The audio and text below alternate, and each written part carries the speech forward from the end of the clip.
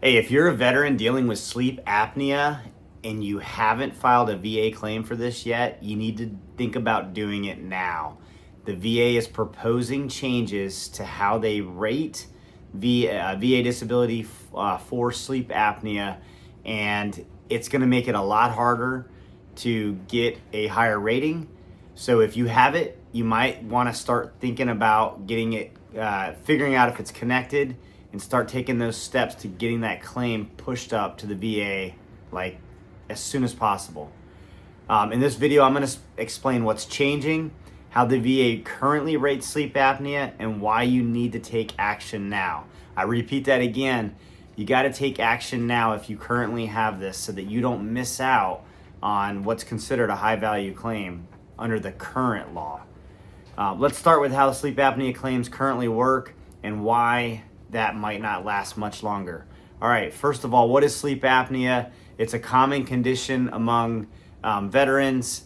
It's, essentially, you stop breathing while you're sleeping, and, VA, the sleep apnea CPAP machine will help correct that by providing you with oxygen throughout the night. It's often tied to other service-connected disabilities, such as, mental health, PTSD, right? Deviated septum, asthma, and even TBI. There's others out there, sinusitis, even rhinitis, I believe, could be some common ones. So if you think you have this, you should go get tested to figure it out. I just don't want you to lose out on a benefit that's out there for you right now. Now, the current VA writing criteria is 0% if you're diagnosed but you don't have any symptoms, so it's not that bad. 30% is if you have persistent daytime sleepiness, like you're tired all the time because of your sleep apnea.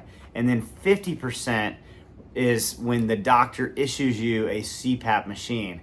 Now, this is important because 50% is a very high value claim, and it can really take you up the pay scale on for your VA disability rating, your overall rating, if you have sleep apnea and the VA or a doctor issues you a CPAP machine. So that's one of the things, and I don't want to spoil this, but that's one of the things that's proposed to go away, which is why it makes it so important. And then, of course, they have a 100% rating, but that's chronic respiratory failure, carbon dioxide retention, or just bad stuff, okay? Like, most of us are not going to have 100% rating for sleep apnea, but 50%, if you have it, is so possible currently.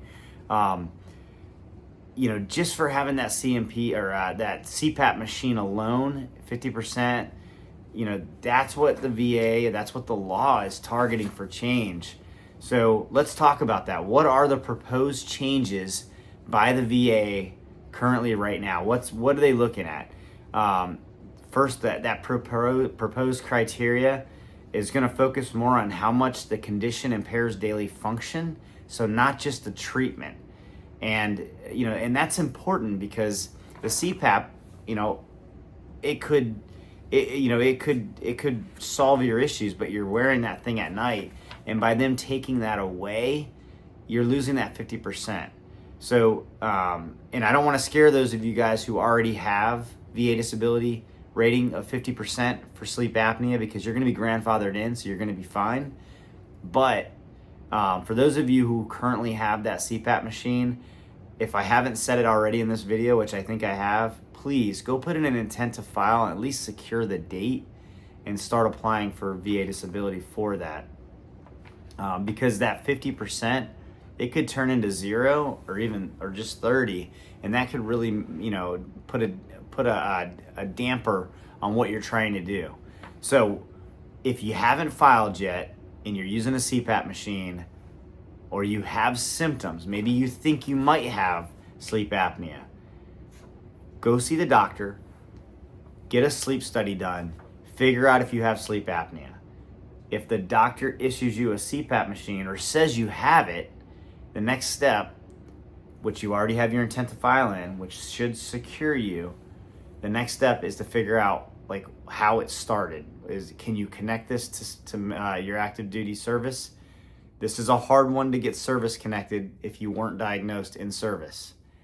However, there are ways to do it.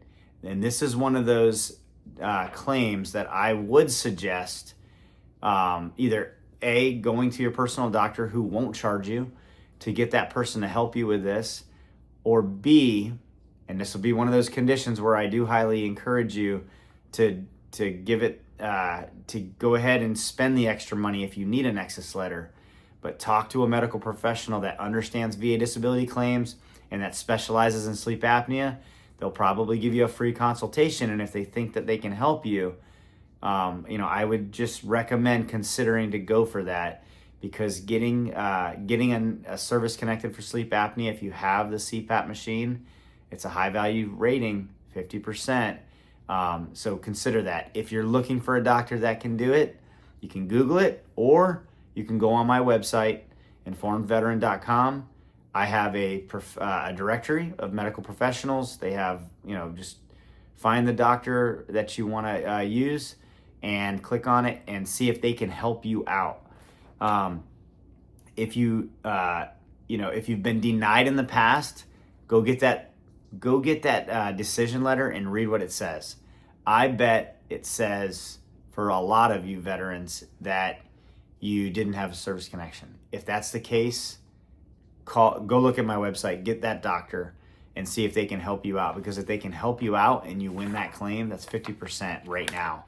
But if you wait until it's too late, you're not going to get that rating. It's going to be much less, and it won't be worth it. So please do take initiative on this one before the law changes and those proposed changes come into effect, and you miss out on a potential 50% rating for sleep apnea.